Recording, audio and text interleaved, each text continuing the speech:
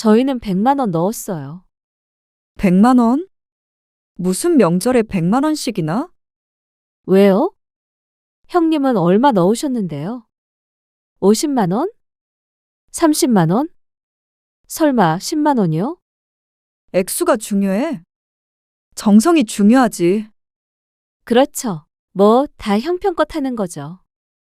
있으면 있는 대로, 없으면 없는 대로. 뭐? 말 다 했어? 정말 동서 너무한다. 꼭 이렇게 해야겠어? 미리 상의라도 했어야지. 그래서 금액은 어느 정도 맞춰야 하는 거 아니야?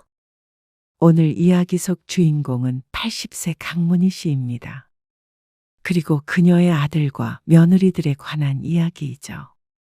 강 씨는 사랑하는 자식들이 돈 때문에 싸우는 것을 보니 마음이 아팠습니다. 그것도 강 씨에게 주는 명절 용돈으로 말이죠. 강 씨는 자식들에게 용돈 같은 거 안 받아도 좋았습니다. 그저 명절에 다 같이 모여서 밥 한 끼 먹고 오랜만에 얘기도 나누고 하면 그것으로 좋겠습니다. 그런데 왜 두 아들은 명절마다 이러는지 몰랐습니다. 서로를 못 잡아먹어서 안달이었고 깎아내리지 않으면 직성이 풀리지 않는 것 같았습니다. 이 나이 먹고서도 이 꼴을 봐야 하는지 강 씨는 명절이 더 이상 행복하지 않았습니다. 100만 원이 들어있는 흰 봉투, 그리고 10만 원이 들어있는 봉투. 강 씨는 두 봉투를 들고 고민했습니다. 둘 중 누가 더 효자일까? 100만 원을 준 아들, 10만 원을 준 아들. 강 씨의 눈앞에서 치열하게 싸우고 있는 자식들을 착잡한 심정으로 바라보았습니다. 이런 명절이라면 차라리 없는 게 나았습니다. 이런 자식들이라면 눈앞에 안 보이는 게 마음이 편할 것 같았습니다. 서울 외곽의 아파트. 남편과 함께 살던 집에서 강 씨는 이제 혼자 지내고 있었습니다. 남편이 눈을 감은 지는 5년 정도가 되었고 강 씨도 이제는 혼자가 된 삶에 익숙해졌습니다. 아직은 아픈 곳 없고 거동도 불편하지 않았기에 고령이지만 혼자 지내기에 불편함은 없었습니다. 다행이었죠. 거실 소파에 앉아 TV를 보고 있던 강 씨의 휴대전화가 울렸습니다. 화면에 뜬 큰며느리라는 글자를 확인하고는 전화를 받았습니다. 어머님, 저예요. 그래. 무슨 일이야? 오늘 어머님 생신이신데 가보지도 못해서 죄송해요. 아니야. 뭘 와. 일하느라 바쁠 텐데. 제가 많이는 못 드리지만 어머님 통장에 생신 선물 겸 용돈 좀 넣어드렸어요. 큰며느리의 말에 강 씨가 펄쩍 뛰었습니다. 아이 참, 그런 거 보내지 말라니까 그러네. 그리고 지난번에 김치 담갔거든요. 어머님 입맛에 맞을지 모르겠지만 내일쯤 보내드릴게요. 바쁜데.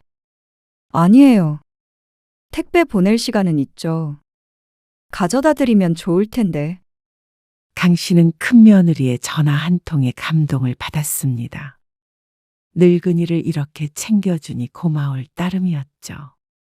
나이 먹으면 생일이 뭐 대수냐. 똑같은 날이지. 아닌 게 아니라 강 씨는 미역국조차 끓여 먹지 않았습니다. 챙겨줄 사람이 없어서이기도 했지만 굳이 그럴 필요성을 못 느꼈죠. 그런데 이렇게 며느리 전화도 받으니 그저 기분이 좋았습니다. 근데 혹시 동서한테서는 연락 왔나요? 용돈 받으셨어요? 어? 작은 애? 네. 은근한 며느리의 목소리에 강 씨는 어리둥절해졌습니다. 아니, 전화 안 왔는데. 왜? 무슨 일 있냐? 아니요. 그건 아니고요. 그냥요, 궁금해서요. 제가 너무 용돈을 조금 보내드린 것 같아서 좀 마음에 걸려서요. 아이고, 아예 안 보내도 되는 걸 가지고 그래. 금액이 무슨 상관이야. 강 씨는 며느리와 대화를 좀 더 주고받다가 전화를 끊었습니다. 휴대폰으로 문자 메시지 들어온 내역을 보니까 정말로 며느리에게서 입금된 내용이 있었습니다. 10만 원이 찍혀 있었습니다. 그걸 보고 강 씨는 미소를 지었죠. 그리고 2시간쯤 뒤에 이번엔 작은 아들에게서 전화가 왔습니다.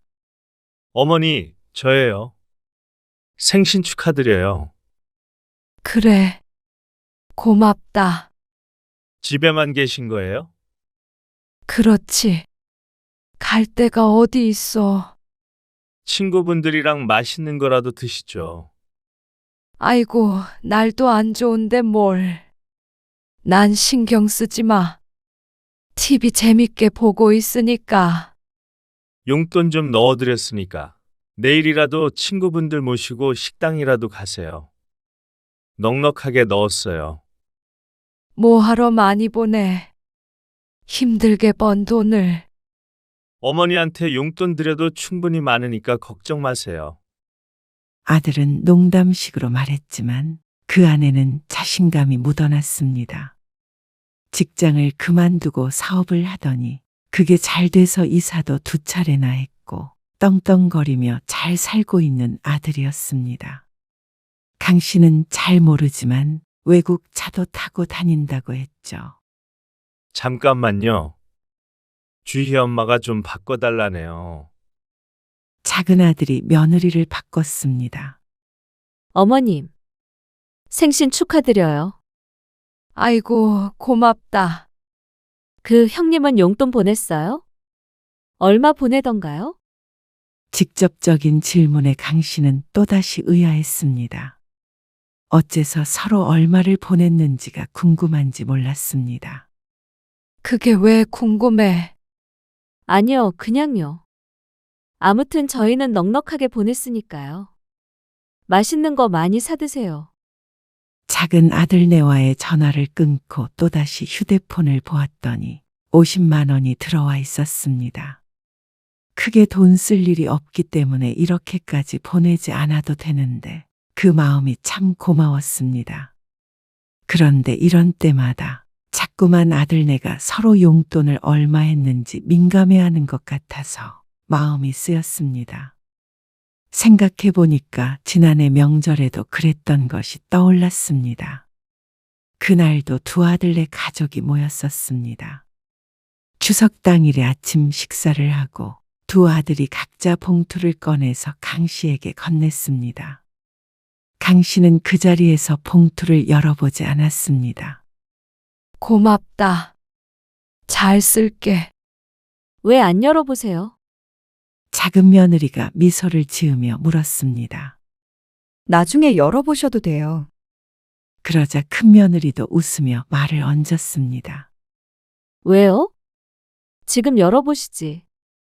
작은 며느리의 말에 강 씨가 슬쩍 봉투를 벌려보았습니다. 이렇게 용돈 안 줘도 된다. 다 같이 와서 맛있는 거 먹고 놀다 가면 좋지. 에이, 어머님 요리하시느라 고생하시잖아요. 며느리의 말대로 자식들 먹인다고 명절 전날부터 시장에 다녀오고 고생을 많이 하긴 했습니다. 많은 양의 요리를 하는 것도 쉬운 일이 아니었고 말이죠. 강 씨는 대답 없이 웃으며 봉투를 집어넣었습니다. 그러자 작은 며느리가 뭐라고 한마디를 하려고 하더니 큰 며느리와 눈을 마주치고는 입을 다물었습니다. 그리고 그날 2 며느리가 나누는 대화를 강 씨가 우연히 듣게 되었습니다. 아니, 동서? 내가 얼마 넣었는지 그게 그렇게 궁금해? 왜? 동서보다 많이 넣었을까봐 그래? 네? 아니요. 저희보다 많이 넣었을 거라고 생각 안 하는데요. 뭐? 형편 뻔히 다 아는데요, 뭘. 지금 말 다 했어? 동서 웃긴다. 용돈도 적당히 드려야 어머님도 부다 망가지시는 거야. 그리고 내가 얼마 드릴 건지 물어봤을 때는 조금만 하겠다더니 왜 이제 와서 그렇게 많이 넣었어? 누구 골탕 먹이니? 골탕이라니요. 저는 그냥 자식돌이 하는 것뿐인데요. 자식돌이를 동선에만 해? 사람 우습게 만드는 것도 정도껏 해야지. 돈 좀 번다고 유세 떨지 마. 사업 잘 되는 거 영원할 것 같아? 잘 되는 것도 한순간이지만 망하는 것도 한순간이야. 뭐라고요? 지금 그렇게 되라고 아주 기도를 하시네요. 두 며느리의 언쟁을 문 밖에서 듣고 있던 강 씨는 끼어들지 못했습니다. 대화 내용으로 유추해 봤을 땐 봉투에 담겨 있던 돈 때문인 듯 했습니다. 누가 얼마를 넣었건 별 상관이 없었던 강 씨는 뒤에서 이런 대화가 오갈 것이라고는 생각하지 못했습니다. 다행히 며느리들은 곧 방을 나왔습니다. 그 이상 말이 오간 것 같지 않았고 겉으로 보이는 분위기도 나쁘지 않았습니다. 강 씨가 며느리들의 표정이나 행동을 예민하게 살폈지만 평소와 같은 기색만 보였습니다. 사이가 좋지도 나쁘지도 않은 그 정도 말이죠. 그래도 다툼 비슷한 것이 오갔던 것은 분명했기 때문에 강 씨는 조마조마했습니다. 그리고 다행스럽게도 큰 탈 없이 두 가족은 강 씨의 집을 떠났습니다. 그리고 한동안 그 일을 잊고 있었는데 생일이 되어서 또다시 돈 문제가 거론되자 그 일이 불현듯 생각났습니다. 강 씨는 이내 고개를 저었습니다. 강 씨의 쓸데없는 기우일 뿐이었습니다. 그러다가 올해 설이 다가올 쯤이었습니다. 근데 혼자서 이렇게 넓은 집에 살면 안 힘들어? 글쎄, 청소하기는 힘들긴 하지. 그러니까 말이야. 나는 우리 20평에 사는데도 청소하려면 허리가 부러질 것 같은데. 언니는 참 부지런해. 부지런하긴 그냥 안 어지르는 거지. 혼자 뭐하러 이런 데서 살아? 평수만 줄여도 더 깔끔한 데로 갈 수 있겠네. 나 같으면 그렇게 해. 같은 모임을 했던 지인이 강 씨의 집에 놀러를 온 날이었습니다. 이제 그 모임은 없어졌지만 종종 이렇게 만나서 밥도 먹고 했죠. 강 씨의 집은 29평이었습니다. 남편과 함께 살던 곳이라 그냥 살고 있었습니다.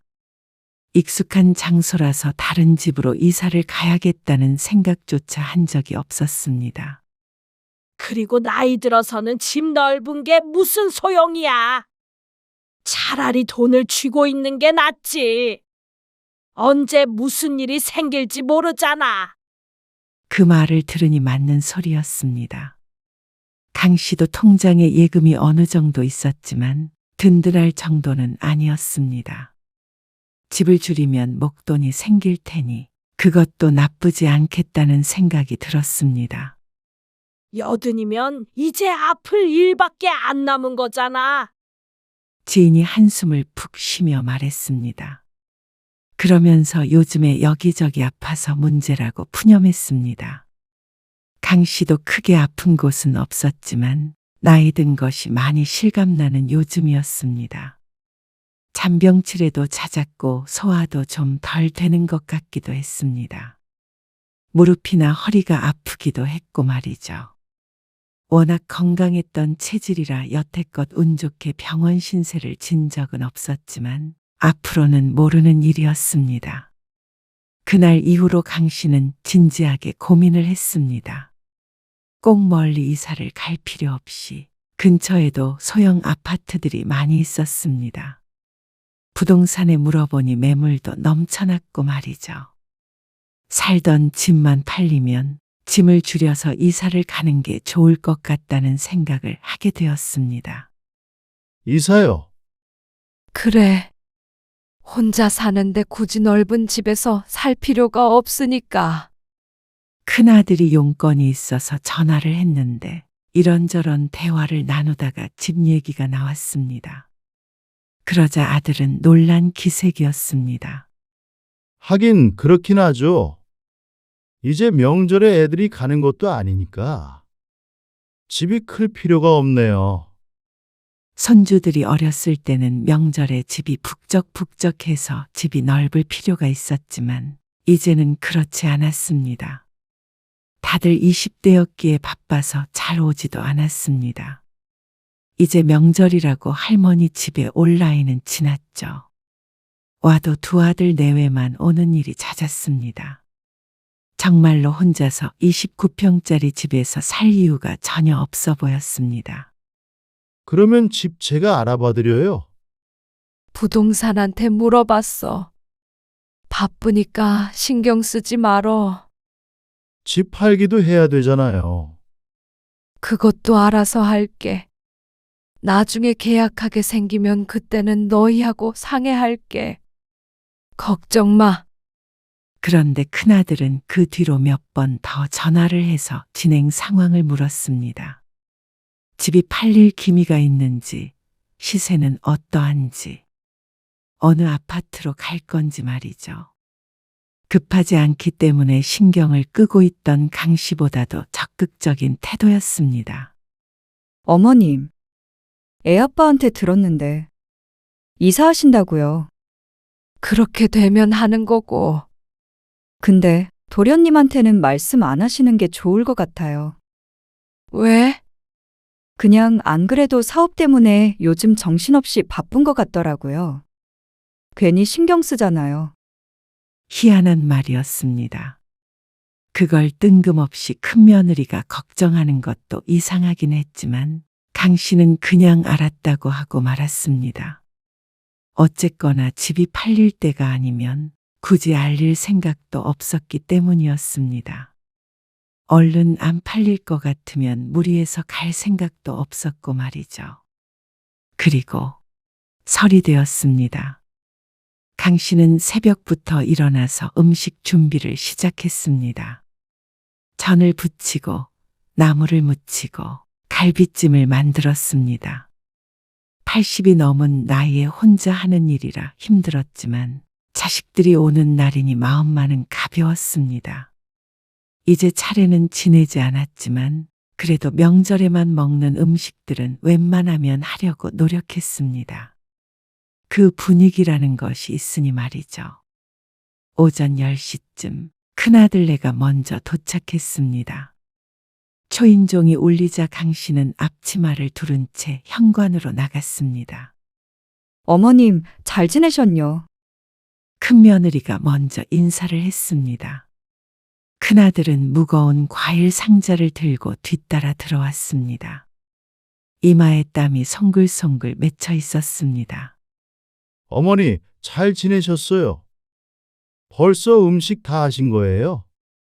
다는 아니고, 그나저나 왜 이렇게 일찍 왔어? 오후에 오는 거 아니었어.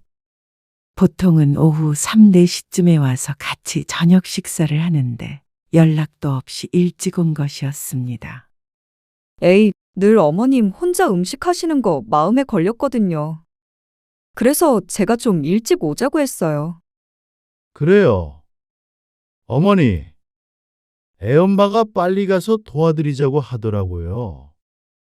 그 말에 감명받지 않을 시어머니가 세상에 있을까요? 강 씨는 한박웃음을 지었습니다. 도와줄 거 없어. 천천히 혼자 하면 되는데. 음식하는 게 뭐 힘든 일이라고. 집에서 좀 쉬다 오지. 말은 그렇게 했지만 강 씨는 기쁜 기색을 감추지 못했습니다. 어머님, 제가 할게요. 어머님은 앉아 계세요. 허리 안 아프세요? 큰며느리는 들어서자마자 부엌으로 향했습니다. 서랍을 열어 앞치마를 두르며 부엌을 훑어보았습니다. 괜찮아. 거의 다 해놨어. 그래도 제가 도울게요. 아이고, 이렇게 많이 준비하셨어요? 큰며느리는 능숙하게 부엌 일을 시작했습니다. 싱크대에 넣어둔 조리도구 몇 개를 설거지하고 하던 음식에 간을 보면서 마무리를 했습니다. 손끝이 야무졌습니다. 어머니, 이거 문이 조금 덜컹거리네요. 그때 큰아들이 작은 방문을 열었다 닫았다 하면서 말했습니다. 그게 고장이 났나 봐.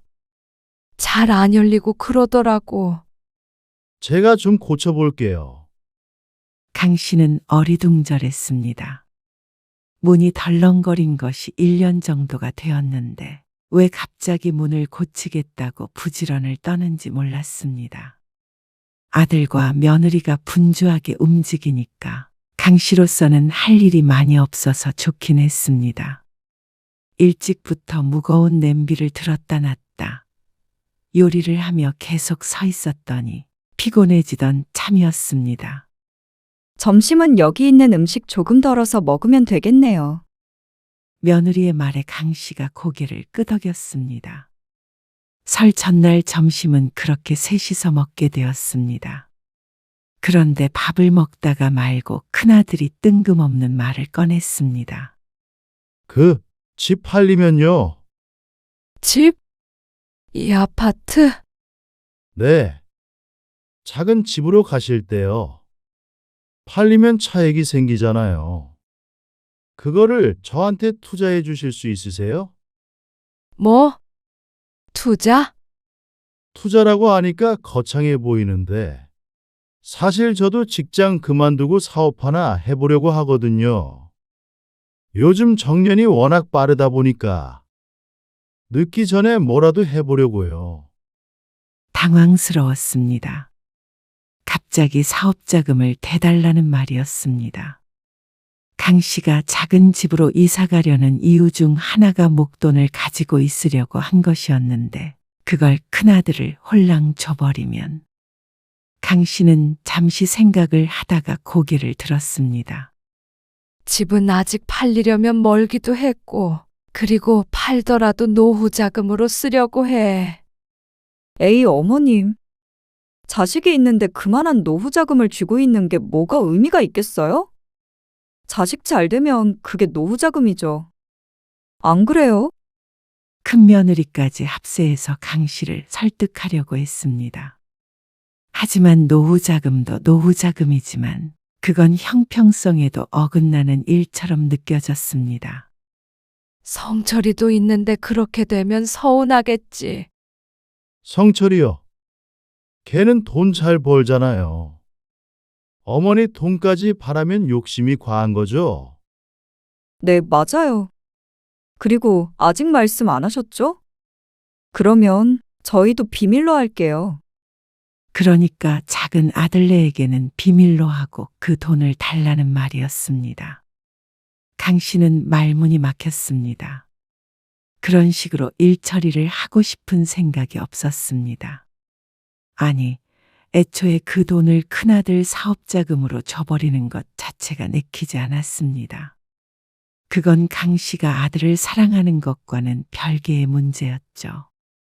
그건 아무리 생각해봐도 아닌 것 같다. 그러자 분위기가 무거워졌습니다. 나중에 명절 끝나고 다시 얘기해요. 아들은 미련을 못 버리는 눈치였습니다. 식사를 마치고 조금 있자 작은 아들네도 도착했습니다. 어머, 벌써 와 계셨네요.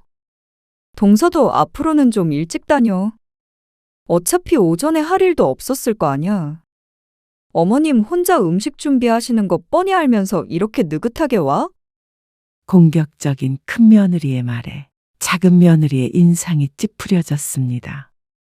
형님은 어쩐 일로 일찍 오셨는데요? 나는 어머님 도왔지. 맏며느리잖아. 그러면서 큰 며느리가 강 씨를 힐끔 쳐다보았습니다.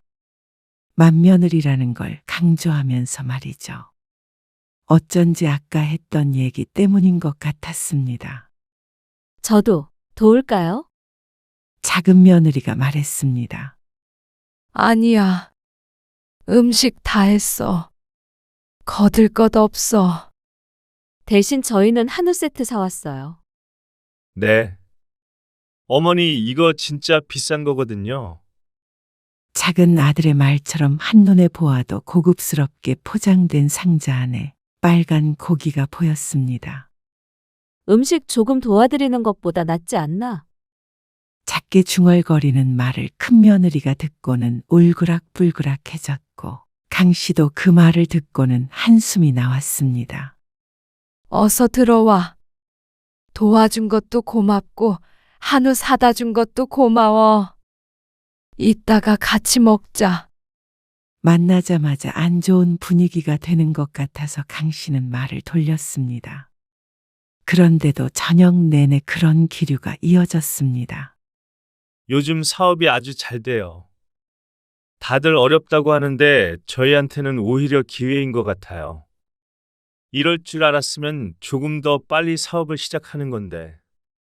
아, 형님도 월급 조금 주는 회사 말고 사업을 하시라니까. 안 그래도 구상 중이야. 정말요? 그래. 그러니까 그놈의 돈 자랑 좀 그만해라. 돈 자랑이라니요? 그냥 근황 얘기를 하다 보니까 그런 거죠. 형님은 요새 좀 괜찮아요? 맨날 돈 없다고 그러시더니 사업 자금은 어떻게 융통하셨나 봐요? 잘 먹고 잘 살고 있으니까 걱정 마세요. 이번에 우리 지연이 대기업 들어간 거 아시죠? 아참, 동서? 석주는 어디 갔다고 그랬지? 취업했다고 안 했어. 아, 아직이요. 아이고, 난 또? 이제는 취업한 줄 알았네. 근데 어쩌려고 그러나? 지금 나이가 몇인데 분발해야겠어. 형님, 뻔히 아시면서? 그만들 해. 저녁밥을 맛있게 잘 먹다 말고 서로 긁어대지 못해 안달이었습니다. 해를 거듭할수록 더 그런 것 같았습니다. 예전에 작은 아들이 평범하게 직장에 다닐 때는 서로 잘 지냈던 것 같았는데 말이죠. 형제간이라도 형편이 달라지니까 자꾸만 부딪히는 것 같았습니다. 강 씨가 봤을 땐 큰아들네도 작은아들네도 똑같았습니다. 그런데 문제는 다음날 아침이었습니다. 강 씨가 아침 일찍 일어나 끓인 떡국을 다 같이 먹다가 작은 며느리가 먼저 흰 봉투를 꺼냈습니다. 어머님, 이거요. 약소하게나마 좀 준비해봤어요. 이런 거 주지 말라니까 그러네. 그래도 자식된 도리로 명절에 그냥 넘어갈 수가 있나요? 맛있는 음식 해주셔서 감사하고요. 건강하셔서 또 감사하고요. 며느리가 강 씨의 손에 봉투를 쥐어주며 말했습니다. 그런데 그때 큰 며느리도 가만히 있을 수 없었는지 봉투를 꺼냈습니다. 어머님, 저희도 준비했어요. 내년에는 더 많이 드릴게요. 애아빠 사업 시작하면 좀 더 필 것 같아요. 그러면서 지그시 강 씨의 눈을 쳐다보는 큰 며느리. 그 눈빛이 참 부담스러웠습니다. 사업 얘기만 듣지 않았어도 고맙기만 했을 텐데 말이죠.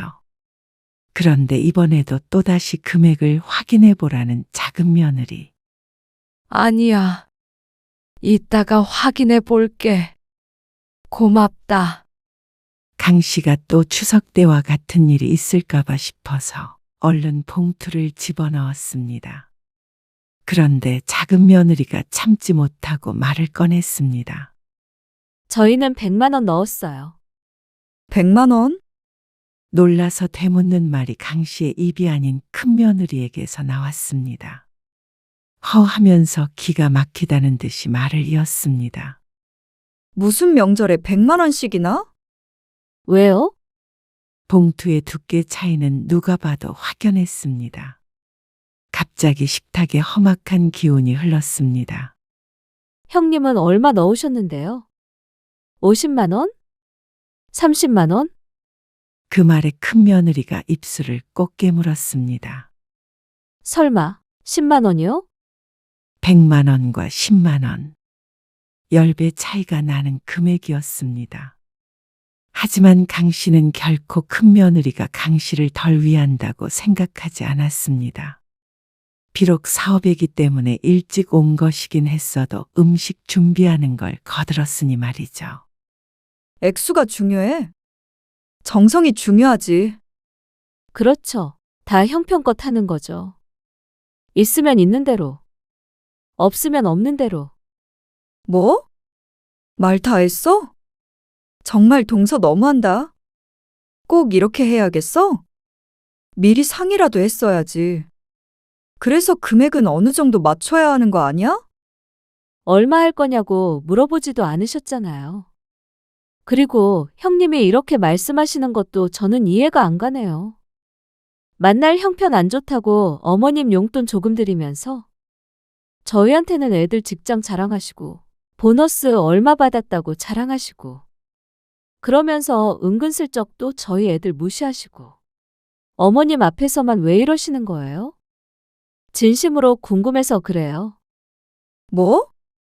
이게 정말 보자 하니까. 형수님, 아무리 그래도 이거라니요.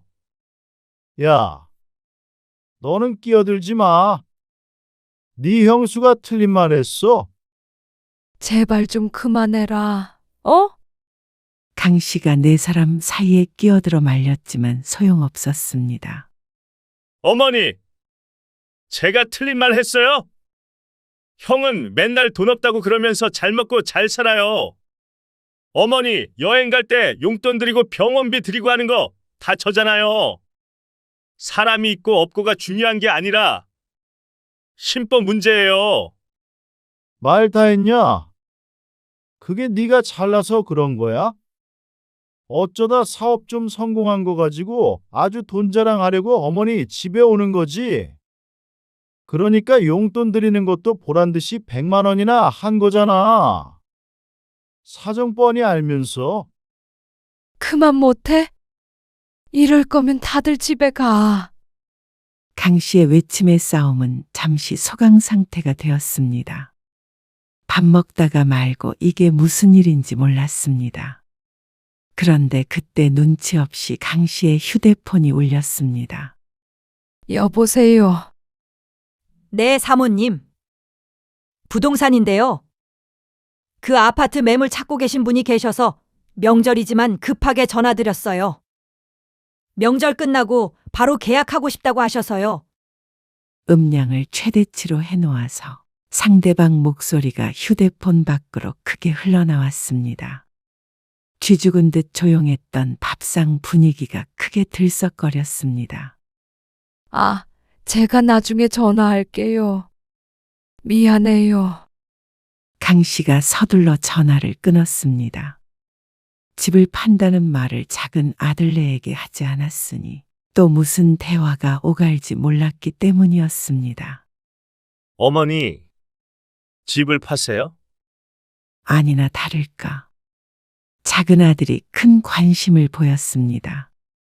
너는 관심 꺼. 그러자 강 씨 대신에 큰아들이 펄쩍 뛰며 반응했습니다. 뭐야? 형도 알고 있었던 거야? 뭐야, 이 분위기? 그러게. 우리 몰래 무슨 일 꾸며? 꾸미긴 뭘 꾸며. 왜? 집 팔고 어머니 모시고 살게. 그래서 뭐, 집 판 돈이라도 달라고 했어?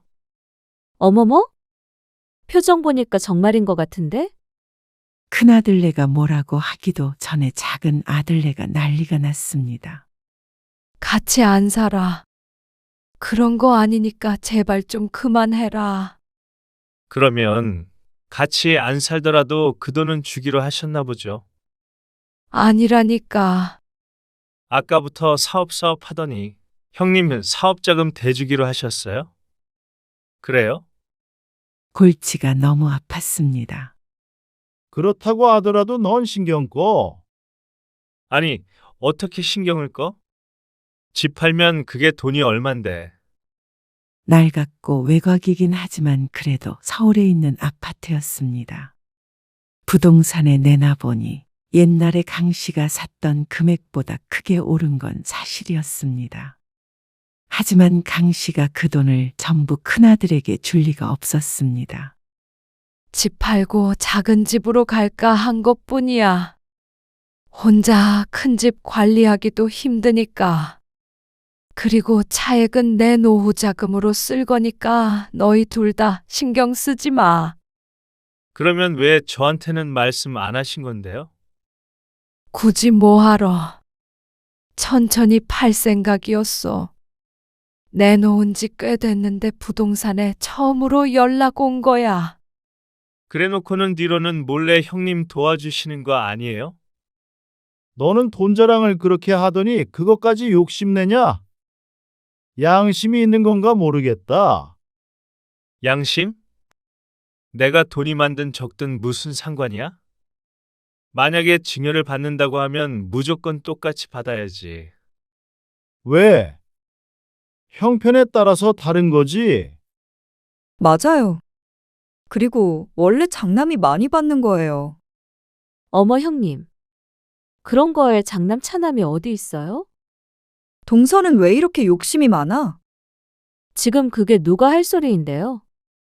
그 돈 때문에 저희한테 비밀로 하시고 몰래 뒤에서 돈이나 빼돌릴 생각하신 거잖아요. 욕심이 많은 건 형님네죠. 참, 그래놓고는 맨날 피해자인 척. 어머님한테 돈 받기로 하셨으면서 봉투에 10만 원만 넣은 것도 정말 쪼잔하네요. 그러면서 무슨 사업을 하겠다고. 뭐야? 말 다 했어?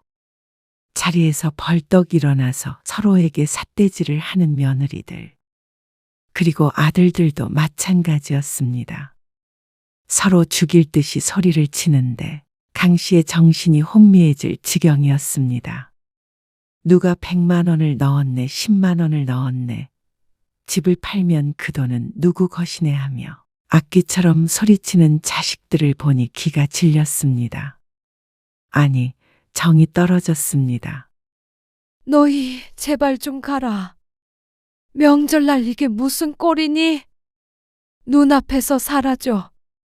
이런 용돈 같은 거 필요 없으니까 도로 가져가. 강 씨가 봉투를 집어던지며 말했습니다. 명절에 용돈 좀 받고 이런 꼴을 봐야 한다면 1000만 원이라도 받고 싶지 않았습니다. 그리고 떨어진 봉투를 보고는 하는 행동들이 참 웃겼습니다. 서로 봉투를 열어보며 어떤 것이 100만 원이 든 것인지 확인하는 모습이 어처구니가 없었습니다. 어머니, 저희도 좀 서운해요. 없는 자식 더 챙겨주셔야 하는 게 당연한 거 아닌가요? 입은 삐뚤어졌어도 말은 바로 해. 형은 어머니한테 10만 원씩 쓰고 몇 억을 가져갈 생각을 하냐. 뭐? 니들 정말 이러고 싶냐? 이러는 게 너희가 말하는 효도야. 돈 가지고 서로 물어뜯는 게 형제들이 할 일이야. 강 씨의 목소리엔 깊은 슬픔이 배어 있었습니다. 실망과 분노, 서글픔이 뒤섞인 목소리에 모두가 움찔했습니다. 이사를 가던지 안 가던지 너희 둘 다 참견하지 마. 가게 되면 갈 거고 가더라도 그 돈은 한 푼도 너희한테 안 갈 거야. 노후 자금이라고 하는 말은 귓등으로 들은 거야. 어머니, 사업 잘 되면 돌려드리면 되잖아요. 늙은 부모 돈으로 사업할 생각 말고 앞가림은 알아서 해. 나한테 돈 10만 원이든 얼마든 안 줘도 되니까 말이야. 대신 나도 너희한테 나중에 부양하라고 안 한다. 아프면 이 돈으로 치료하고 다 할 테니까. 한 푼도 뺏어갈 생각 말어. 어머니, 저희는 뺏어가진 않죠. 너희도 형한테 그러는 거 아니다. 돈 있다고 사람 깔보면 안 돼. 너희가 아랫사람이잖아. 들었지? 너희도 마찬가지야. 애들 가지고 무시하는 건 마찬가지잖아. 그리고 몰래 돈 달라고 한 것도 치사스럽게 살지 말아라. 둘 다 똑같았습니다. 결국에는 서로 잘났다고 싸우다가 부모를 뜯어먹으려고 하는 것은 말이죠. 이제 얼른 돌아가. 그리고 앞으로는 명절이라도 이렇게 모이지 말자. 내 생일? 연락하지 마. 돈 보내면 그대로 돌려보낼 테니까 괜한 짓도 하지 말고. 이제 각자 알아서 지내자. 모여봤자 얼굴만 붉히니까 이제는 지친다. 어머님, 저희 잘못 아니잖아요. 돈 때문에 형제가 원수되는 꼴을 내가 왜 봐야 하니? 너희가 진짜로 날 위한다면 앞으로는 찾아오지 마. 이 집도 너희 거라고 생각하지 말고 어머니! 싸우려면 밖에 나가서 싸워. 내 집에서 얼른 나가. 강 씨는 아들들을 모두 쫓아내 버렸습니다. 어쩔 수 없이 짐을 싸서 나가는데 나가면서도 서로 티격태격하는 게 보였습니다. 나이는 다들 어디로 먹은 것인지 몰랐습니다. 차갑게 식은 떡국을 보니 또다시 한숨이 나왔습니다. 가족이 함께하는 따뜻한 명절은 온데간데 없고 차가운 정막만이 남았습니다. 강 씨는 차라리 자식이 없다고 생각하고 혼자 조용히 살아가는 게 나았습니다. 늘 명절이니 뭐니 하는 날들이 문제였습니다. 그런 때가 아니면 강 씨도 가끔 친구들을 만나고 그렇게 잘 지냈으니 말이죠. 얼마 뒤에 큰아들이 찾아오겠다고 했습니다. 사업 얘기 말이에요. 정말 이제는 본격적으로 시작해야 해요. 성철이가 뭐라고 하는 건 신경 쓰지 마세요. 성철이는 제가 알아서 할게요. 큰아들은 아직도 포기를 못한 것 같았습니다. 그리고 어머니 계좌로 100만 원 보냈어요. 아무래도 성철이네보다 조금 드렸던 것도 마음에 걸리고 해서요. 100만 원을 줄 테니 사업 자금을 달라는 것인지. 강 씨는 이제 화가 날 지경이었습니다. 그래서 그날 100만 원을 고스란히 돌려주고는 전화를 했습니다. 너희 때문에 집 팔아버리고 아무도 모르는 곳으로라도 이사 가야겠다. 전화번호도 바꾸고 어머니, 늙은 엄마 말년에 괜한 고생시키지 말고 제발 신경 끄고 살아라. 너한테도 안 주고 성철이한테도 안 줄 거야. 그리고 한 번도 명절에 용돈 조금 줘서 서운하다고 생각했던 적 없다. 강 씨는 전화를 끊어버렸고 큰아들네 전화도 작은아들네 전화도 받지 않았습니다. 그리고 이번 추석이 다가와 며느리에게 전화가 왔을 때도 방문을 거절했죠. 아무리 그래도 어떻게 자식을 부모님 집에도 못 가게 하세요? 그게 도와주는 거야. 그리고 강 씨는 누구에게도 문을 열어주지 않았습니다. 누구의 돈도 받지 않았습니다. 그러니까 오히려 평화롭고 좋았습니다. 가족이 다 같이 모여서 정답게 밥 먹고 얘기하는 것은 못하겠지만 적어도 서로 죽일 듯이 싸우지는 않았으니 말이죠. 강 씨는 살아있는 동안에는 누구에게도 10원 한 장도 주지 않을 생각이었습니다. 돈 몇 푼 때문에 사람이 얼마나 이기적으로 변할 수 있는지 직접 확인했으니 그런 어리석은 선택은 하지 않을 것이었습니다. 강 씨는 집은 팔지 않았습니다. 살던 곳에 계속 살다가 돈이 필요하면 차라리 대출을 받던지 하면 될 일이었습니다.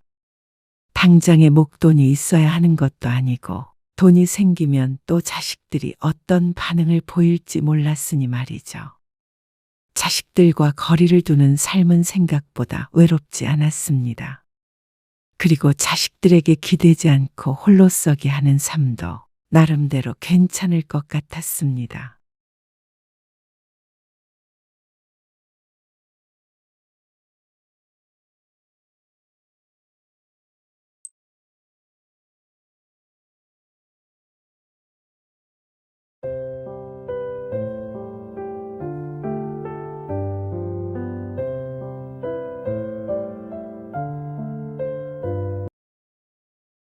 아니, 못 온다니.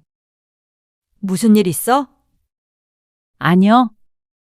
여행 좀 가려고요. 뭐? 그건 아니지. 여행이라니. 이제 명절에는 여행 다니려고 해요. 그게 말이 돼? 아무리 그래도 며느리 도리는 해야지. 우리 엄마 아빠 돌아가신 지 얼마나 됐다고 그래, 어? 너무한 거 아니야? 어머님, 아버님 돌아가실 때까지 며느리 도리했잖아요. 이제는 저도 좀 명절에서 해방되고 싶어요. 해방? 누가 가둬놨어? 옳게 말 정말 이상하게 하네. 옳게 안 오면 설거지는 누가 해? 오늘 이야기 속 주인공은 53세 최영실 씨입니다. 그리고 그녀의 시집 식구들에 관한 이야기이죠. 최 씨는 시자가 들어간 음식은 시금치도 먹고 싶지 않았습니다. 앞으론 정말로 그렇게 하고 싶었습니다. 그간 고생했던 걸 생각하면 막내 며느리라는 이유 하나만으로 손쉬운 일꾼으로 부려졌던 것을 생각하면 최 씨가 이러는 것도 당연했습니다. 몸져 누울 정도로 아플 때조차 최 씨는 명절에 한 번도 쉬어본 적이 없었습니다. 시집 식구들이 그렇게 두질 않았습니다. 하지만 최 씨는 이 정도면 충분히 며느리 도리는 했다고 생각했습니다. 나이가 53세였습니다. 25년 넘게 명절마다 불려다니며 노동을 했으면 이제는 자유를 찾을 때가 됐다고 생각했죠. 최 씨도 남들처럼 명절에 여행도 가고 그게 아니라면 집에서 푹 쉬기라도 했으면 싶었습니다. 그날이 아니면 1년에 쉬는 날이 몇 번이나 될까요? 그런데도 이 나이 먹고도 시집 식구들에게 끌려다니려니 지쳤습니다. 시부모님이 모두 돌아가셨는데도 불구하고 시집 식구들 모두가 시어머니이고 시아버지였습니다. 하지만 최 씨도 더 이상은 못 참았습니다. 더 늦기 전에 집안을 뒤집어 놔야만 했죠. 최 씨는 회사 팀 달력을 확인하는 순간 한숨이 새어나왔습니다. 연휴 전날 전체 회의가 잡혀 있었고 그 옆으로는 동료들의 연차 신청이 빼곡히 채워져 있었습니다. 마우스 커서를 연차 신청 버튼 위에 올려놓았다가 결국 클릭하지 못하고 손을 거두었습니다. 어차피 연휴에도 쉴 수 없을 텐데 연차까지 쓸 필요가 있을까 싶었습니다. 더 쉰다는 걸 알면 가만히 있을 시집 식구들이 아니었습니다. 제주도 렌터카 비싸네요. 아, 제주도가? 네. 이번 명절에요. 와이프가 하도 여행 가자고 난리라. 옆자리 김대리가 들뜬 목소리로 말했습니다. 커피를 마시며 듣고 있던 박 과장도 대화에 끼어들었습니다. 우리는 태국 가는데 태국이요. 명절에 너무 비싸지 않나? 에이, 요즘에는 제주도가 더 비싸지. 오히려 해외가 나아. 미리 예약하면 그렇게 비싸지도 않더라고. 우리 딸내미들이 다 알아보긴 했지만, 하긴 그럴 수도 있겠네요. 근데 세상이 변하긴 변했네. 옛날 같았으면 명절에 여행이 웬 말이야. 하하. 저희 부모님도 그렇고 처가에서도 별로 신경 안 쓰시던데요. 오히려 부모님들도 다 따로 시간 보내시죠. 그들의 대화를 들으면서 최 씨는 컴퓨터로 메모장을 켰습니다. 미리 저장해놨던 메모가 보였습니다. 식용유, 부침가루, 계란, 동태, 그리고 그 뒤로 몇 가지를 더 추가했습니다. 조갯살, 실고추, 들기름, 그리고 잠시 생각에 잠겨 있다가 메모장을 껐습니다. 명절에 장 봐야 할 목록을 생각날 때마다 적었습니다. 벌써 수십 년째 하고 있는 일이었습니다. 여행 이야기에 열을 올리는 대화에는 최 씨는 끼질 못했습니다. 여행이 웬 말인가요? 여름 휴가가 아니면 꿈도 못 꿀 일이었습니다. 이들이 제주도나 해외에 있을 때쯤엔 최 씨는 부엌에 있을 테니 말이죠. 퇴근 후에 집으로 돌아와 현관문을 열자 남편이 먼저 도착해 있었습니다. 거실에서 텔레비전을 보며 최 씨에게 눈으로 인사했습니다. 피곤해 보이네. 일이 많았어. 최 씨는 옷을 갈아입고 바로 부엌으로 향했습니다. 빨리 밥을 먹어야 또 일찍 잠자리에 들 테고 그래야 내일 아침 일찍 일어나 출근을 할 테니 말이죠. 밥을 차리고 있는데 남편이 말했습니다. 여보, 올해도 큰형님네서 명절 지내기로 했어. 최 씨는 대답하지 않았습니다. 예상했던 일이지만 막상 들으니 가슴이 답답해졌습니다. 문을 잠그고 돌아서며 물었습니다. 또 나보고 다 하라는 거지? 다 같이 하는 거지. 언제 다 같이 한 적이나 있어? 당신도 형님이랑 술 먹느라 바쁘고 다들 나 몰라라 하지? 음식은 뚝딱 하면 절로 생기나? 설거지는 자동으로 되는 거야? 최 씨 말에 남편이 입을 다물었습니다. 아마 할 말이 없을 것이었습니다. 늘 도와줄 것처럼 굴었지만 막상 가보면 남편이 실제로 부엌에 들어올 수 있는 시간이 거의 없었습니다.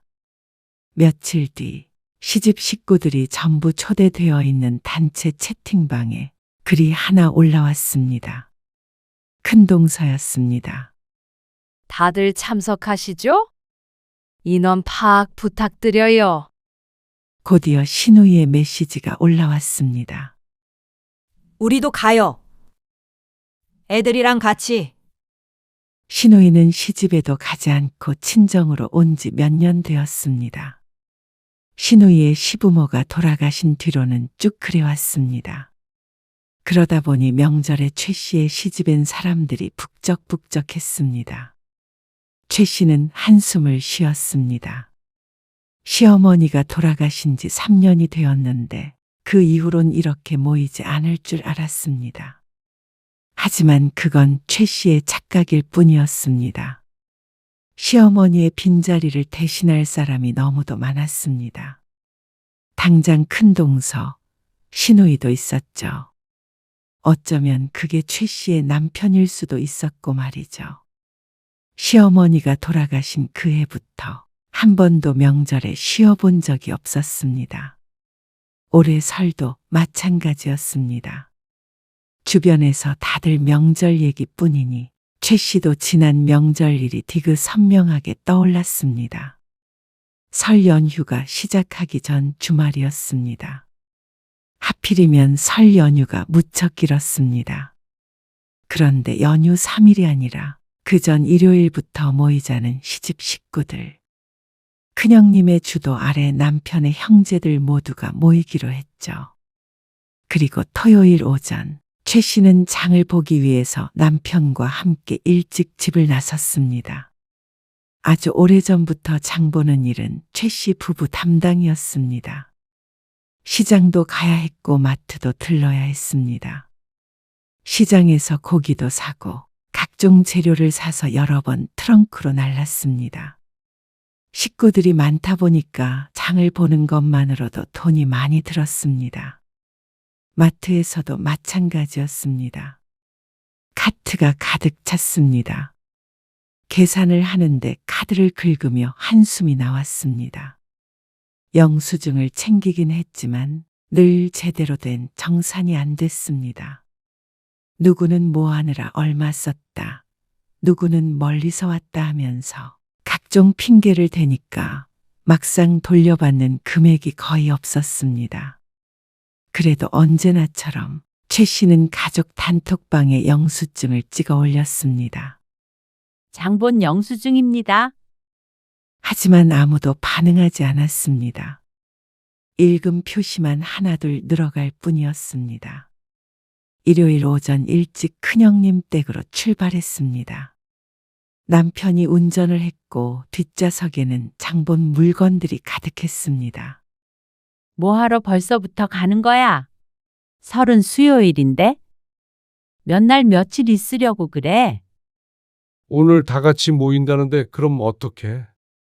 무슨 형제 간의 우애가 그렇게 깊다고 며칠 동안 한 집에서 동고동락 하겠다는 것인지 이해가 가지 않았습니다. 남편은 최 씨의 입장은 전혀 생각해주지 않았습니다. 본인은 그저 반갑고 좋을 뿐인 것 같았습니다. 형제들이랑 맛있는 거 먹고 술 먹고 하면 재미있을 테니 어쩌면 당연했습니다. 애들도 오라고 하지. 남편은 또다시 답답한 소리를 했습니다. 최 씨는 자식이 둘이었는데 최근에 둘째까지 취직을 해서 나가 살고 있었습니다. 그런데 다 큰 자식들을 뭐 한다고 거길 데려가라는 것인지 몰랐습니다. 본인들도 뭘 배운다고 바쁜 모양인데 말이죠. 애들이 거기 가서 뭐 해? 며칠 동안 잠만 자다 오라고? 그래도 오랜만에 친척들 보면 좋잖아. 바쁜 애들을 왜 굳이? 보고 싶으면 자기들끼리 연락해서 보겠지. 남편은 운전을 하면서도 한참을 꿍얼거렸습니다. 아마 자신이 그리는 명절 풍경에 자식들이 빠진 것이 못내 아쉬운 모양이었습니다. 하지만 최 씨는 자식들을 그 지긋지긋한 곳으로 데려가 며칠 동안 시체처럼 지내게 만들고 싶은 마음이 전혀 없었습니다. 아무리 식구들이 타박을 한다고 해도 말이죠. 은호랑 은지는 안 와? 역시나 도착하자마자 최 씨 부부만 온 게 불만인 듯한 큰 동서. 바쁘대요.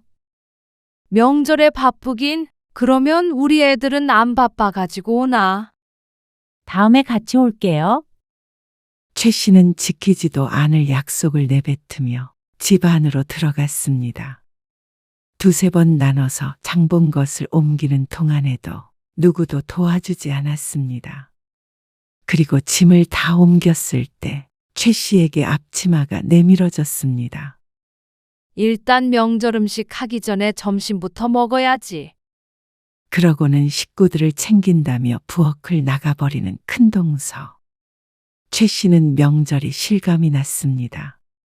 부엌을 들어선 순간부터 시작되는 전쟁이었습니다. 씁쓸한 마음을 삼키며 최 씨는 앞치마를 둘렀습니다.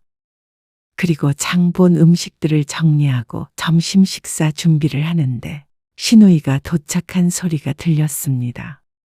아주 시끌벅적했습니다. 고모, 오셨어요? 벌써 왔어? 애들 많이 컸네요. 그렇지? 안녕하세요. 외숙모. 정신이 하나도 없었습니다. 시누이는 딸들과 손주들까지 대동하고 왔습니다. 조카들은 시집에 가지 않고 친정에 와 있는 것인데 요새 젊은 사람들은 이렇게 명절에 각자 집에 가는 경우도 있다고 했습니다.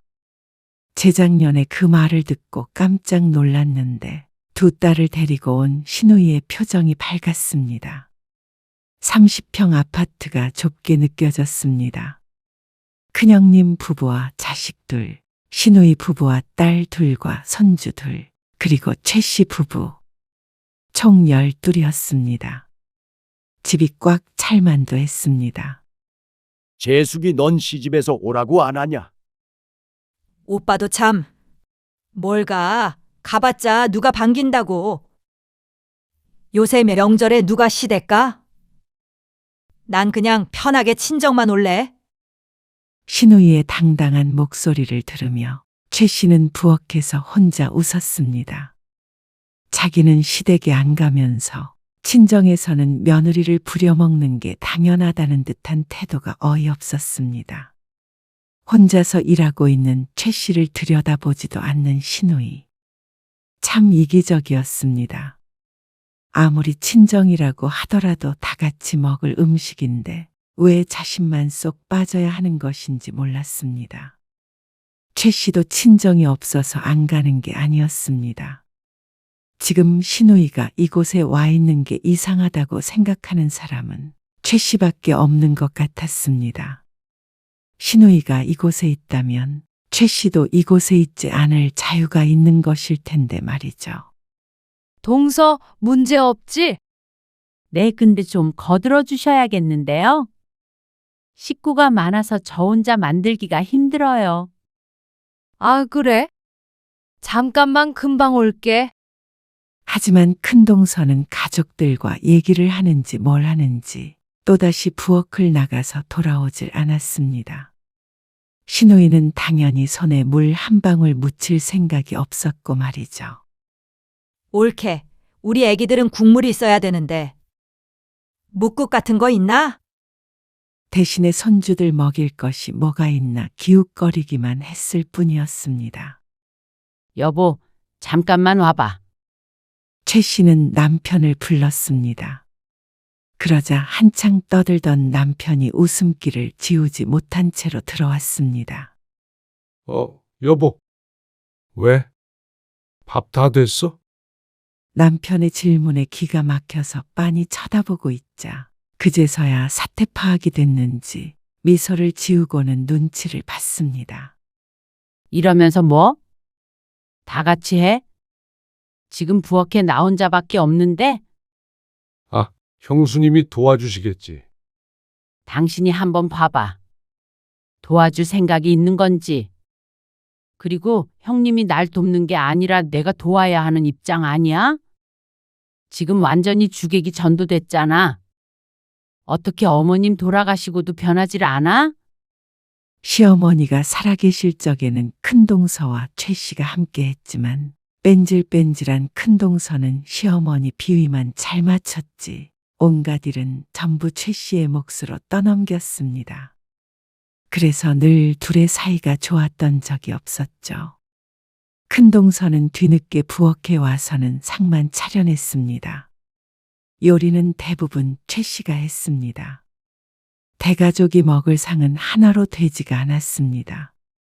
거실에 큰 상을 2개를 펼쳐 놓으니 지나다닐 자리도 부족했습니다. 작은 엄마, 저 국 없어요. 왜 숙모? 나는 젓가락이 없는데. 옳게. 여기 반찬 하나씩 더 놔야겠다. 손이 안다. 그리고 우리 손주들 먹일 묵국은? 최 씨는 자리에 앉지도 못했습니다. 여기저기서 불러대는 통의 거실과 주방을 오갔습니다. 여보, 내가 갖다 줄 테니까 당신은 앉아서 먹어. 최 씨의 표정에 안 좋자 남편이 와서 은근슬쩍 말했습니다. 하지만 밥상 앞에 최 씨가 앉을 자리는 없었습니다. 열이 받아서 남편이 앉아있던 자리에 털썩 주저앉았습니다. 남편이 한 숟갈 떠먹은 밥을 최 씨가 마저 먹었습니다. 오기로 우걱우걱 입에 집어넣자 건너편에 앉아있던 큰동서가 이상한 표정을 하고는 최 씨를 쳐다보았죠. 하지만 달라지는 건 없었습니다. 최 씨는 며칠 동안 부엌에서 살았습니다. 그동안 수도 없이 밥상을 차렸다가 치웠고 설거지는 안 한 적이 손에 꼽혔습니다. 최 씨가 10번 설거지를 했다면 큰동서가 2~3번 한 정도였죠. 속쓰리네. 꿀물 같은 거 없나? 당신 형수한테 물어봐. 밥하면서 꿀 못 봤어? 최 씨는 남편의 질문에 대답하지 않고 등을 돌려 누웠습니다. 최 씨는 거실 한켠에 이불을 깔고 잤습니다. 방이 3개인데 식구가 넘쳐나니 거실의 대부분 자리를 잡아야 했습니다. 남편은 술을 마셔서 속이 안 좋은지 자던 최 씨를 깨운 것이었습니다.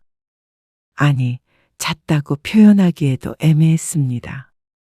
코 고는 소리, 화장실을 들락거리는 소리, 아이가 칭얼거리는 소리. 잘 수가 없는 환경이었습니다.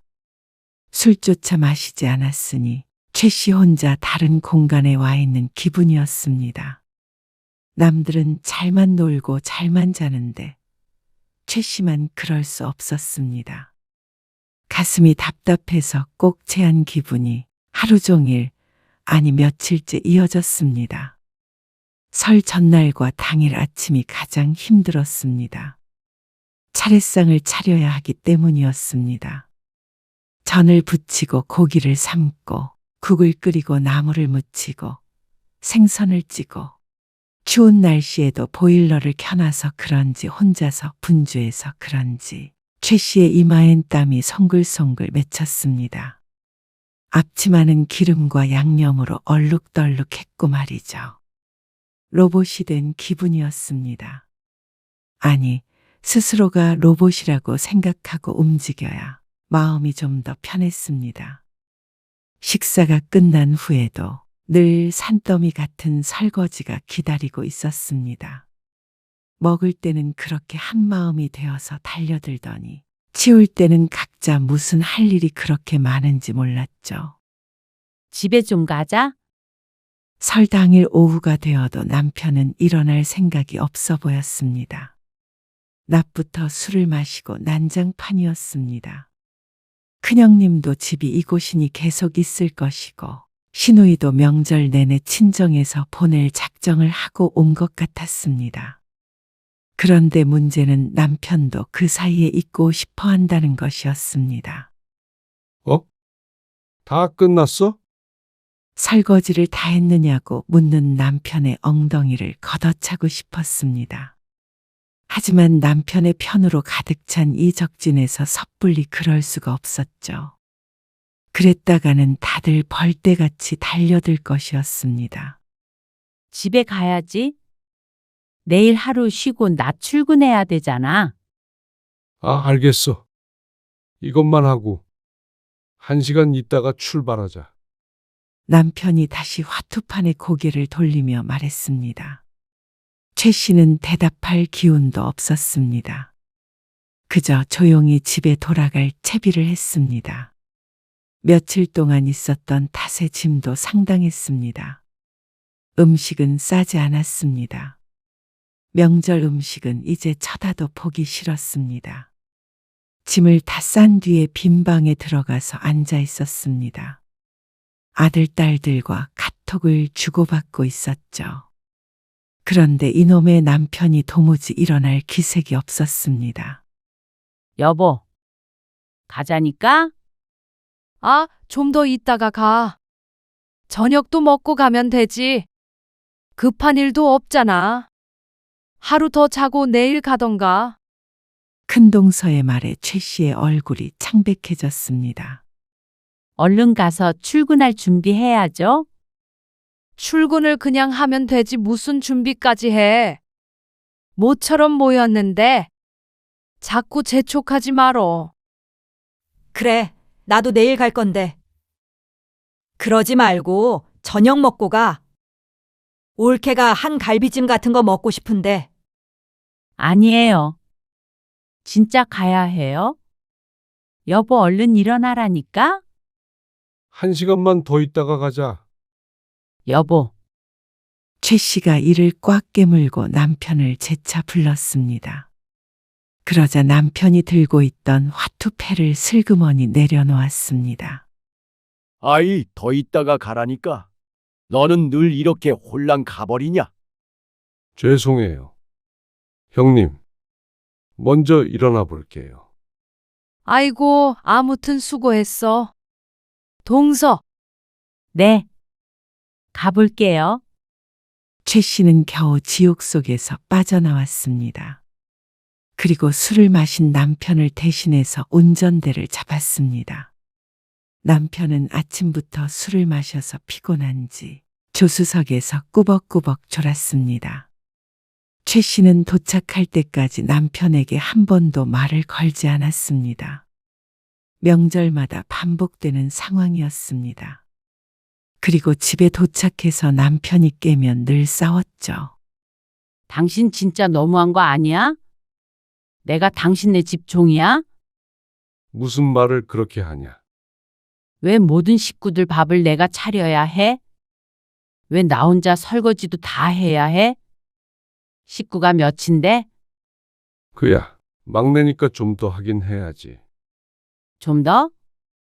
그게 조금이야? 장난해? 아니, 잘 놀고 와서 왜 그래? 노는 건 당신이나 놀았지. 나는 내내 일밖에 안 했어. 당신네 식구들도 진짜 너무했어. 나는 정말 어머님, 아버님 돌아가시고도 이럴 줄은 몰랐다. 최 씨는 화가 머리 끝까지 났습니다. 그곳에서 할 말도 제대로 못하고 그렇게 시키는 대로만 하고 온 스스로에게도 화가 났고 놀고 먹기 바빠서 아내가 무슨 고생을 하는지도 신경 쓰지 않은 남편이 원망스러웠습니다. 미안해. 결국 남편은 사과를 하긴 했습니다. 물론 이런 사과 또한 처음이 아니었습니다. 추석에도 또 이럴 거라는 것에 최 씨는 전 재산도 걸 수 있었습니다. 벌써 몇 년째야 20년 넘게 이 짓 했으면 됐잖아. 어머님, 아버님도 돌아가셨는데 내가 더 나이 들어서까지 종노릇 해야 하는 거야? 내가 당신네 집 식모라도 돼? 식모라니. 막내 며느리는 당연히 해야 하는 일이야. 나를 사람으로 여기긴 해? 당신네는? 당신네라니. 당신도 우리 가족 아니야. 가족이라고 생각했으면 나를 그렇게 부려먹진 못하겠지. 그러니까 내가 미안하다고 하잖아. 미안해. 다음엔 이런 일 없을 거야. 다음 날 연휴 마지막 날에 최 씨는 몸살이 났습니다. 열이 나고 온몸이 쑤셨습니다. 안 그래도 안 좋던 손목은 세수할 때조차 욱신거렸죠. 때때로 우라통이 터질 것 같은 화가 치밀어 오를 때도 있었습니다. 연휴 마지막 날은 거의 침대에 누워서 지냈습니다. 약 먹고 자고 약 먹고 자고 하다 보니까 출근할 때였습니다. 다시 주말이 되긴 하겠지만 억울했습니다. 남들은 주말 전에 연차도 쓰고 여행을 한다는데 자신은 내내 소처럼 일만 하다가 회사로 복귀해야 했습니다. 대부분 사람들이 시집살이도 젊었을 때나 당하지 나이 50 넘어서까지 이러는 사람은 없을 것 같았습니다. 그리고 요즘에 젊은 사람들이야 바보처럼 시집살이 당하는 사람도 없었고 말이죠. 그러니까 바보 같은 건 최 씨뿐이었습니다. 시어머니도 안 계신데 뭐가 무섭다고 거기까지 가서 노동을 자처하는지 이번 설에 최 씨는 뼈저리게 깨달았습니다. 변하지 않으면 최 씨만 손해라는 사실을 말이죠. 남편조차 최 씨의 노고를 알아주지 못하는데 그 누구가 최 씨의 희생을 고맙다고 생각할까요? 의미 없는 일에 건강까지 갈아 넣을 수는 없었습니다. 명절 후유증은 오래갔습니다. 주말에도 꼼짝도 못하고 집에 붙어서 휴식을 취해야 했습니다. 그리고 주말에 최 씨는 누워서 가족 단톡방으로 들어갔습니다. 서로 이번 명절에 뭐가 재미있었다. 다음에는 어떻게 놓자 하며 얘기를 나눈 흔적이 보였습니다. 거기에다가 최 씨가 영수증을 또다시 올렸습니다. 최 씨가 장을 봤던 금액이었습니다. 하지만 최 씨의 글이 올라가자 다들 대화를 멈췄습니다. 어이가 없었습니다. 다들 수십만 원을 우습게 생각하는 것 같았습니다. 남편은 바보처럼 아무 말도 하지 않았습니다. 왜 이렇게 일방적인 희생을 해야 하는 것인지 몰랐습니다. 막내라고 그럴 이유는 전혀 없었습니다. 최 씨는 남편을 통해서 받아보려고 했지만 결국엔 어영부영 넘어가게 되었습니다. 이 일이 바로 지난해 설이었습니다. 그리고 또 추석이 다가오고 있을 때였습니다. 이번 추석에는 나 여행하고 싶어. 며칠 전에 김 대리와 박 과장이 하는 얘기를 듣고 참 심란하던 차였습니다. 제주도의 태국, 누구는 집구석에서 전이나 부치는데 말이죠. 설에 하도 고생을 해서 그런지 최 씨도 이제는 명절에 여행이란 걸 가보고 싶어졌습니다. 여태까지는 꿈도 못 꾸던 일이었습니다. 갑자기 무슨 여행이야? 남편이 밥 먹다 말고 엉뚱한 소리를 한다는 듯이 쳐다보았습니다. 갑자기라니. 남들도 다들 여행 가고 그래. 그러면 차례는 어떻게 지내? 우리 없으면 차례를 못 지내는 것도 아니잖아. 그래도 좀 그렇지. 우리만 쏙 빠지기도. 누가 뭐라고 한다고 그래? 어머님도 안 계신데. 형님도 있고 누나도 있고. 왜 그래? 힘들어서 그래? 이번에는 내가 조금 간소화하자고 말해볼게. 간소화하고 말고가 중요한 게 아니잖아. 나도 이제는 명절에 남들처럼 여행 다니면서 그렇게 살고 싶어. 당신 마음 알지? 근데 여행은 다음에 우리끼리 가면 되잖아. 꼭 명절에 가야 해? 그러는 당신은 가족들 보고 싶으면 평소에 가면 되지.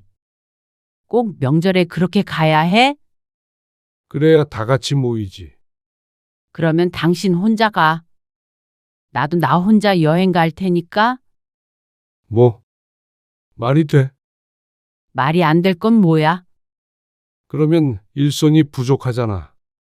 뭐? 기가 막힌 말이었습니다. 그러니까 남편조차도 최 씨를 그 집의 일꾼 정도로 생각하고 있나 싶었습니다. 미안하고 고마운 마음이 있다면 여행 가겠다는 말에 이런 식으로 반응하지만 않았을 테니 말이죠. 최 씨는 화가 나서 단톡방에다가 먼저 메시지를 올렸습니다. 저는 이번 추석에 참석 못합니다. 그랬더니 늘 최 씨의 영수증을 첨부한 메시지는 본체만체 하던 시집 식구들이 난리가 났습니다. 너도 나도 무슨 일이냐고 물었습니다. 그런데 그게 최 씨에 대한 걱정이 아님은 확실했습니다. 무슨 말이야? 자기가 못 오면 어떡해? 옳게. 그렇게 설명도 없이 일방적으로 통보하는 건 아니지. 답장을 보면서 최 씨는 말을 골랐습니다. 그런데 뭐라고 답장을 하기도 전에 신우이에게서 전화가 걸려왔습니다. 아니, 못 온다니. 무슨 일 있어? 아니요. 여행 좀 가려고요. 뭐? 황당하다는 대꾸에 최 씨는 어쩐지 긴장되는 기분이었습니다. 그건 아니지. 여행이라니. 이제 명절에는 여행 다니려고 해요? 그게 말이 돼? 남편과 똑같은 반응이었습니다. 아무리 그래도 며느리 도리는 해야지. 며느리 도리를 왜 시부모가 아닌 시누이에게 해야 하는 건지 이해가 가지 않았습니다. 엄마 아빠 돌아가신 지 얼마나 됐다고 그래? 어? 너무한 거 아니야? 어머님, 아버님 돌아가실 때까지 며느리 도리했잖아요. 이제는 저도 좀 명절에서 해방되고 싶어요. 해방? 누가 가둬놨어? 옳게 말 정말 이상하게 하네. 최 씨는 더는 대화해봤자 소용이 없을 것 같았습니다. 명절에 자신이 보고 싶은 것도 아닐 텐데 이렇게까지 빠지지 못하게 하는 이유는 하나뿐이었습니다. 큰동서와 같은 이유겠죠. 여보세요? 동서. 이거 메시지 뭐야? 못 온다니? 최 씨는 한숨을 내쉬었습니다. 신우이와 전화를 끊자 곧바로 걸려온 전화였습니다. 같은 며느리 된 입장에서 이건 아니지. 뭐가요, 형님? 뭐가요라니? 정말 몰라서 물어? 그러면 그 많은 식구들 뒷바라지를 나 혼자 하라고. 저 혼자도 했잖아요. 뭐야? 정말 자기 말 이상한 게 한다. 동서 혼자 했어? 말은 똑바로 해야지. 집에 손님 부르는 게 쉬운 일인 줄 알아? 그거 다 정리하고, 정리는 제가 했잖아요. 참나, 그럼 나는 놀았어? 그러면 이번부터는 동선의 집에서 한번 해볼까? 왜 자기 혼자 고생한 것처럼 말해? 같은 며느리끼리 이러기야? 아니, 형님. 시부모님이 다 돌아가셨는데 며느리가 다 무슨 소용이라고 자꾸 며느리 하세요? 그래도 그러는 거 아니야. 진짜 실망스럽네. 실망스러우셔도 저는 이번에 여행 갈 거예요. 음식을 좀 줄여서 하면 될 거 아니야. 그건 내가 상의를 해볼 테니까 잔말 말고 그냥 와. 동서 무슨 생각하는지 다 알았으니까. 내가 동서 마음 모르는 거 아니잖아. 큰동서는 막무가내였습니다. 끝까지 최 씨의 말은 제대로 듣지도 않는 것 같았죠. 그렇게 끊어진 전화. 남편의 목소리가 들려서 보니 남편도 형님에게 한 소리 듣고 있는 것 같았습니다. 최 씨의 메시지가 준 파장이 컸습니다. 여보, 당신 고생 덜하게 할 테니까 그냥 가자. 집안 시끄러워서 어떻게 그냥 빠진다는 거야? 남편은 최 씨를 설득하려고 했습니다. 하지만 이번 명절에 쉬겠다는 말에 이렇게 달려드는 걸 보니까 설득당하고 싶은 생각이 오히려 싹 사라졌습니다. 집안 시끄럽게 하는 게 지금 나야? 당신들이지? 당신 저번부터 왜 그래? 왜 당신은 우리 가족 아닌 것처럼 말해? 당신들이 나를 그렇게 취급했잖아. 그만하자. 왜 명절에기만 나오면 싸우게 되는 거야? 남편과 냉전 상태가 되었습니다. 하지만 최 씨는 물러나고 싶지 않았습니다. 최 씨는 다소 늦은 감이 있지만 여행지를 알아봤습니다. 제주도 같은 곳도 아직 비행기표가 있었습니다. 요새는 제주도가 더 비싸다는 박 과장의 말을 떠올리고는 다른 여행지들도 알아보았습니다. 그것도 남편과 동행이 아니라 혼자 가는 방향으로 말이죠.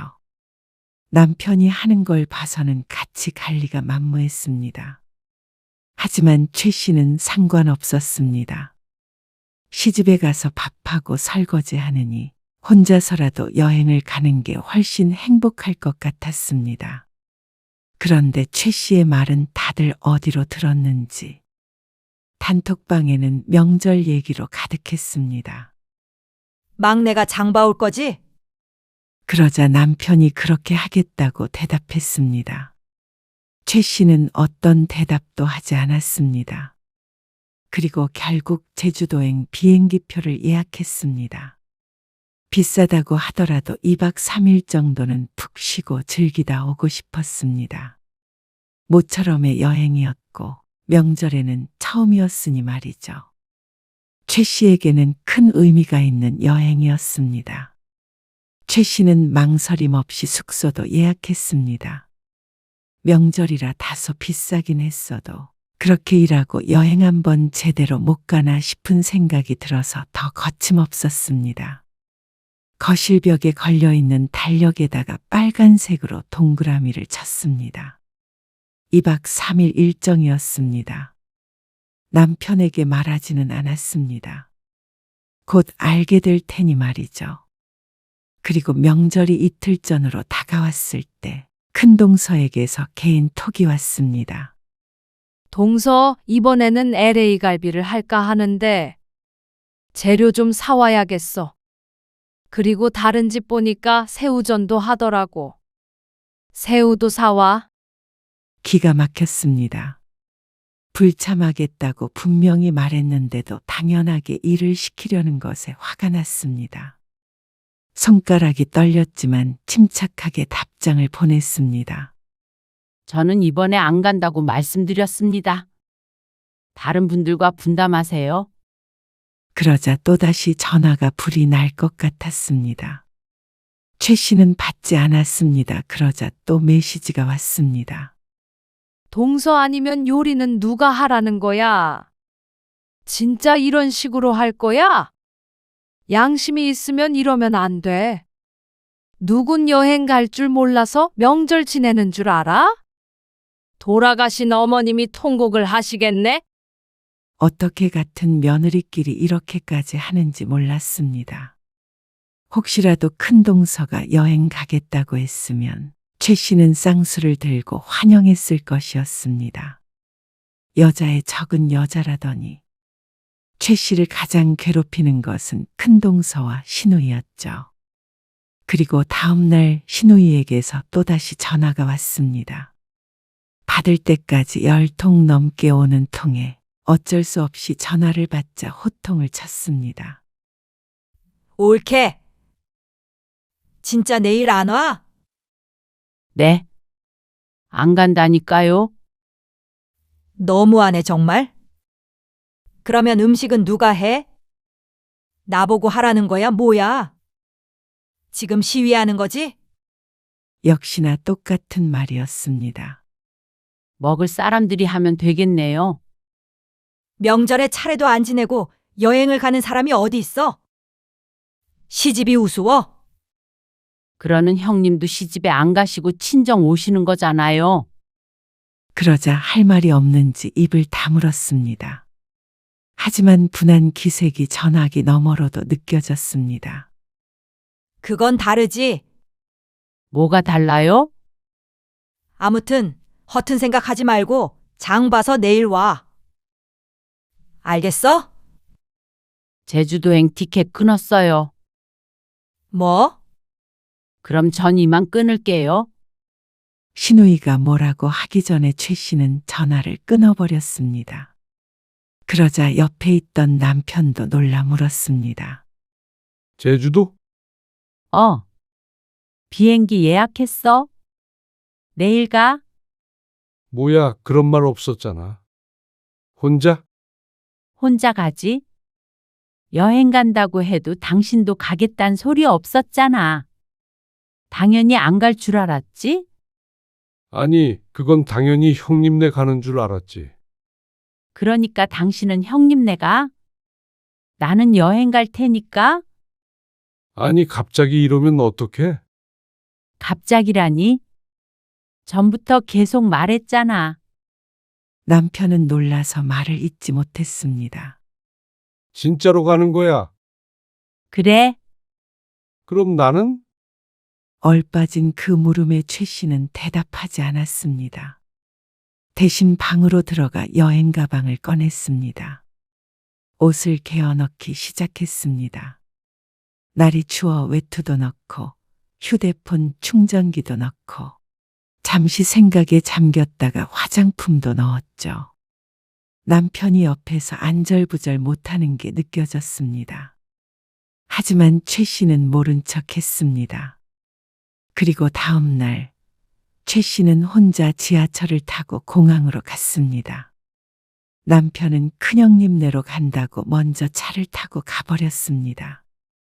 오히려 최 씨의 마음이 더 편했습니다.